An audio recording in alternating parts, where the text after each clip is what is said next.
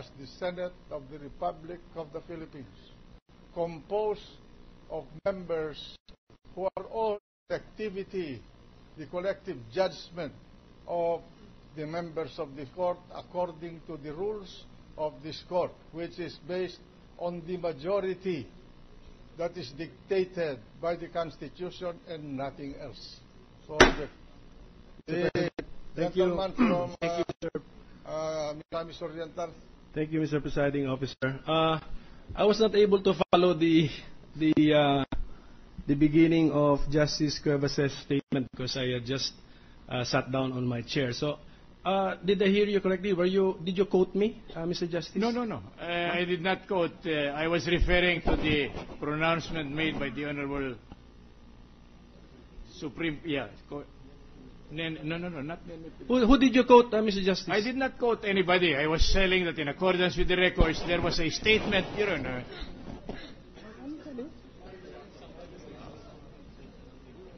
What I quoted are the dictum laid down or jurisprudence laid down in the Francisco. I see. I was just reading. Okay. Senator Pimentel urges the court in that proceeding. What case, Mr. Justice, so I can also double check? What case is that? This is Francisco.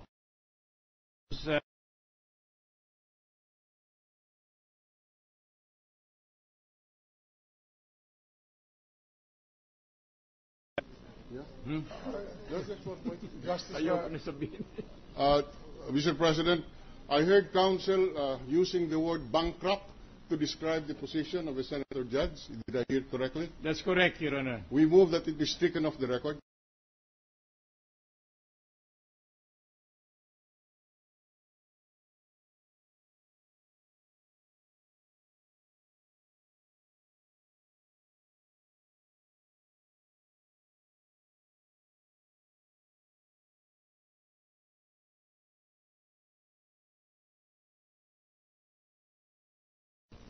Thank you. Noted. The gentleman from Bukidnon. Well, Mr. President, the views expressed are mine and mine alone. And I did not say that we were above. I just said that we are not co-equal. And I said that we are not exercising a legislative function. Obviously. A judicial function, a very specific, special judicial function whose purpose is to try high public officials so that we can find out whether these public officials should be removed to protect the interest of the state and the people.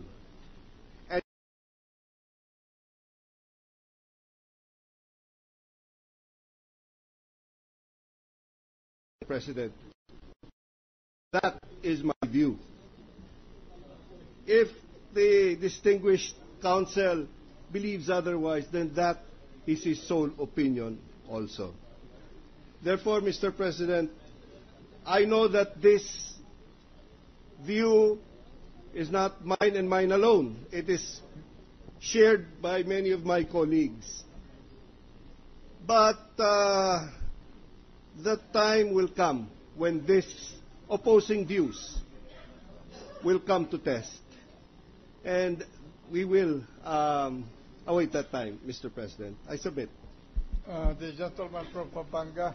Yes, Mr. President, if I may be allowed just to place on the record, because as in future impeachment cases, what we say here will be quoted. What we say here will be considered as precedent. Our rulings will be part of jurisprudence, being, as I agree with the good senator from Bukidnon, that we are acting as a judicial body, as an impeachment court. There have been several citing of cases by the Supreme Court in terms of guidance, Mr. President, as we proceed with our business. It is humbly submitted that whenever we resort to judicial precedents, Mr. President, and decisions, we will have to recognize that given the unique character of the impeachment proceeding being sui generis, the natural and inevitable consequence of this uniqueness is that no Supreme Court ruling will ever be solidly square an impeachment court and limit the scope of our jurisdiction and authority. We are supreme in our jurisdiction as a court. We are, I must admit, treading on unfamiliar virgin terrain, and if I may borrow the term, where no entity has ventured this far before. Hence, while we tread carefully and cautiously, we should not allow ourselves to tread erroneously and be shackled by Supreme Court rulings if the same is not foursquare, solidly grounded. I reiterate that to strictly adhere to Supreme Court rulings will limit the scope of both our jurisdiction and authority. We must draw from Supreme Court rulings, yes, but we will also draw from other sources and precedents, whether executive, legislative, or judicial. And yes, we will also have to draw from various laws and rulings, whether criminal, civil, or administrative, both here and in the United States, where the impeachment provisions have been borrowed. And ultimately, if I may borrow from the words of the Supreme Court Justice of the United States, John Marshall, when he said in so many words that the Constitution is what the Supreme Court says it is, in this jurisdiction, the impeachment proceeding is what the impeachment court says it is. For the record, Mr. President. Thank you. Are you quoting from a book? This is a product of my own mind, Mr. President. Yes, but I noticed that the gentleman is reading from a book, and so I just wanted to know the book so that we can refer to it. It is my journal, Mr. President. All right. Thank you. I accept, Mr. President. the brilliancy of the mind of the gentleman. Mr. President, Ginoong Pangulo. Yes. Rodolfo Farinas po of The distinguished gentleman from Ilocanja. Yes, sir. Kung Yes, pwede pong papayagan po kami na magbigay din po kami ng kunting manifestasyon. 5 minuto. Maraming salamat po. May I invite your attention to Article 4 of the present complaint. Ang sabi po sa Article 4, respondent betrayed the public trust and or committed culpable violation of the Constitution when he blatantly disregarded the principle of separation of powers by issuing a status quo ante order against the House of Representatives in the case concerning the impeachment of then Ombudsman Merceditas Navarro Gutierrez. Yan po ang isang habla namin kay Chief Justice Corona. Kaya ngayon po, kasi ang paniwala po namin dito, yung usapin po ng impeachment ay talagang inalis po sa korte yan. Ang ini-invoke po palagi ng Supreme Court is the expanded power of review na yan po ay pinanganak lamang dito sa 1987 Constitution. Dahil po dyan, sa power na yan, ang Supreme Court naghihimasok po masyado maski po doon sa mga bagay-bagay na maliwanag ay nakalagak po sa atin sa Kongreso po. Marami po yan. Pagpahintulot po ninyo, Ginoong Pangulo, magsabi lang po ako ng 3 bagay. Yung mga electoral tribunal po natin, napakaliwanag po yan sa konstitusyon na ang electoral tribunal, ang tanging, pwede lang, the sole judge of all elections, qualifications, and disqualifications of members.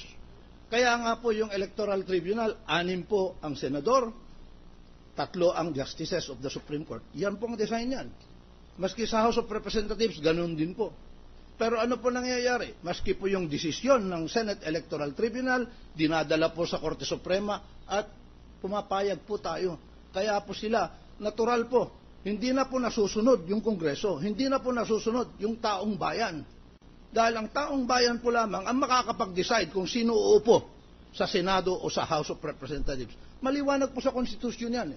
Pero yung Supreme Court naghihimasok at pinapayagan po natin. Ganyan din po ngayon dito sa usapin ng impeachment, Ginoong Pangulo. Ang Supreme Court po, common sense po, hindi po sila pwedeng mag-decide sa impeachment dahil sila po impeachable officers. Kaya po, pinapanikip nila, pinapasikip po yung karapatan natin na impeach sila dahil sila po mismo impeachable officers. Ngayon yun po, nangyayari na po dito. Si Chief Justice Corona, nakahabla po dito.